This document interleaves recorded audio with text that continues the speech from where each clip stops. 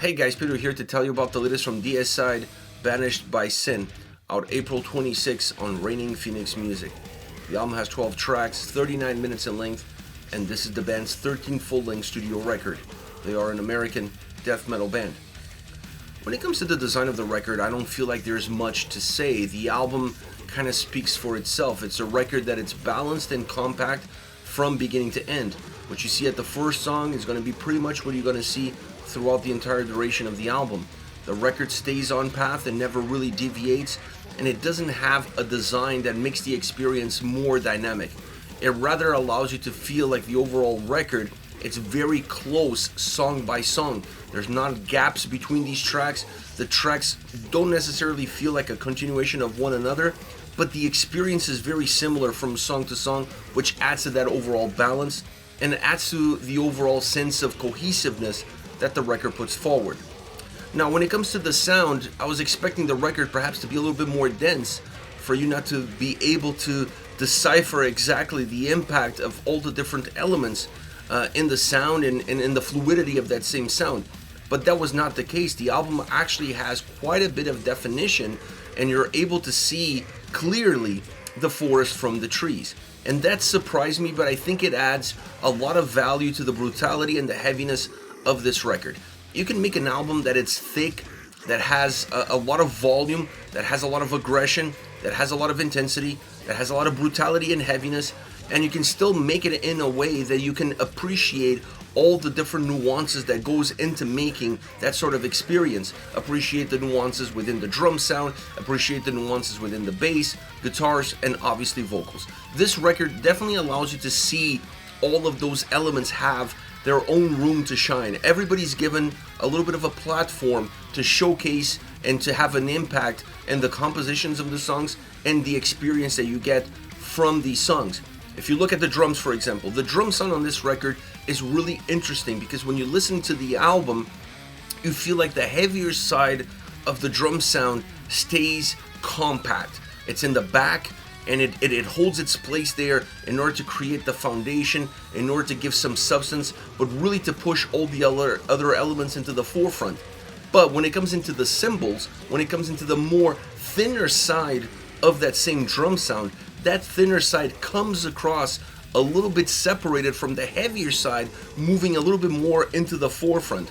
This creates depth within one single element, and I think that adds life and it adds a little bit of energy and fluidity to an album that is not very dynamic. So I appreciate this approach because it gave room for the guitars to coexist within that space. The guitars on this album, more often than not, add the same volume as the drums. They add the same heaviness, the same thickness, the same chugginess. But there's moments on this album where you see the guitars kind of breaking away from that and offering a different style of riffing, a different style of melody, a different style of sound, bringing in some black metal influences into the more traditional DNA of death metal that Deicide has. And that creates nuances from song to song that help separate the tracks and give them some sort of individuality, because this album offers quite a bit of repetition. It's very easy to see what's coming around the corner, so adding a few nuances like this, adding a few different influences definitely makes the record feel a little bit more complete. It gives it more texture and makes the album feel a little bit more robust. The main portion of the guitar sound that really helps break away from everything that is happening are the solos. The solos on this record have this old school flavor to them, not just in terms of the sound that they offer, not just in terms of the execution, but also where they're placed on the tracks. This is a real old school sounding record from a guitar standpoint, but it works so well with a more robust traditional drum sound that the album also offers. So it's a very old school centric record, but when you listen to it, it doesn't have an old school production behind it. It has more of a more modern approach, therefore it doesn't have that density, therefore you're able to really see the individuality of the tracks. But once you get into those guitar solos, that's where you're gonna really see that old school approach coming through, like I said, not just in the sound and execution, but also where they're placed within the songs, not following necessarily more modern practices or more modern patterns, falling more into an old school approach that obviously works really well, not just with the discography of the band, but with the legacy of the band as well. And then you have the vocals. The vocals are super consistent from start to finish. The only time you see some movement or you see some depth within the vocal delivery is when you have some backing vocals coming in as an underlining layer. You have the main predominant heavy growling vocals that have that deepness to them in the forefront. Those are the consistent ones that are going to drive the album vocally from start to finish, but then having a little bit more of a screaming style, harsh vocals underneath it in some key points of the record, of the songs, definitely adds some depth and definitely adds some texture. Not enough to make the vocal performance dynamic or even fluid, but enough to change the perception of the song, enough to create a little bit more substance within the overall vocal delivery, and also helping not have this almost one-size-fits-all approach from first to last. It definitely makes things move a little bit better, but not enough to obviously make the record super dynamic vocally. Not that I was expecting it to be. All around, when I look at this record, is a record made out of consistency. It's an album that screams Deicide to me. It's an album that has all the dynamics and all the fingerprints and DNA of the band, but it's not a very fluid, dynamic, and engaging record. It's a record that has consistency. There's quality within that consistency, obviously, but the more you listen to the record, the more you're able to start to detect some patterns within the album, and those patterns obviously lead to some repetition, and that takes away some of the playability long term of the album itself. As far as favorite songs are concerned, I want to start off with Doomed to Die. Great opening solo to this song. Is a song that uses and abuses the solos, but in a positive way. I love how the track then moves into this more heavy pounding drum sound, and the guitars add thickness and power to that same drum sound, and then the vocals come on top of that to create that volume. So it's a track that has some interesting layers, more so on the vocal side, with having those gutturals a little bit in the forefront, and then having more of those screaming, screeching vocals underneath it, and then having solos almost after every single chorus. Works really well, adds that old school flavor, it adds spice, it breaks up the song, it helps really break up the track. It doesn't allow the track to feel repetitive, even though the solos coming after the chorus start to feel kind of repetitive.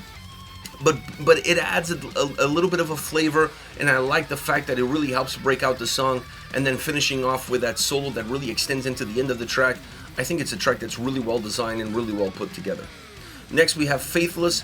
I like the fact that it starts more melodic, not as dense, not as thick, more melodic, and that melodic approach that starts off the song definitely has a little bit of darkness to it, darkness that kind of lingers throughout the song.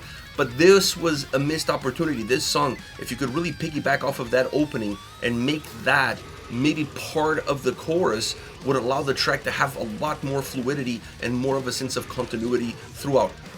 Even having said that, it's still a great song because it sets a dark tone as it starts, and then it moves into a more intensive and aggressive sound, and then the solos once again really help breaking down the song, really helping breaking down the track into different momentums, and allowing that more melodic darkness that you saw at the beginning kind of creeping in, not in the forefront, but more as a layer that allows the overall track to still have the Deicide death metal signature to it, but it also has some black metal influences in terms of how dark it sounds, how dark it feels, and how the guitar riffs lose a little bit of the volume, lose a little bit of the chunkiness at times, and becomes a little bit more driven. Last but definitely not least, the title track, Banished by Sin. It has one of the most intense openings of the record, and when the song starts off, the first thing that you think about is how are they going to maintain this intensity throughout the entire song. Well, they don't. It starts off like that, but then it moves into a much groovier sound. This is the grooviest song on the record. It definitely has a different experience. The guitars sound different.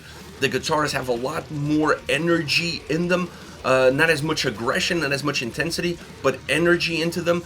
And that underlying grooviness of the track works really well because it makes a heavy song a lot easier to digest. And when you have an album that's made out of heaviness, volume, thickness, aggression, intensity, having a track that changes that balance even so slightly into a more groovier sound, into a more groovier experience, is definitely something to applaud, because it helps change the eyesight of the listener, and it helps make the overall of the experience of the album a little bit more engaging and a little bit more interesting. So a track that definitely stands out because of the guitar sound, because of that grooviness in the guitar sound, and not being as much of a heavier song, and allowing itself to be a little bit more approachable, a little bit more easy to listen to. This is it, Deicide with Banished by Sin, out April 26 on Reigning Phoenix Music. Let me know your thoughts on the band, on the singles. Hit me up in the comment section, and I'll see you all at the next video. Take care, guys.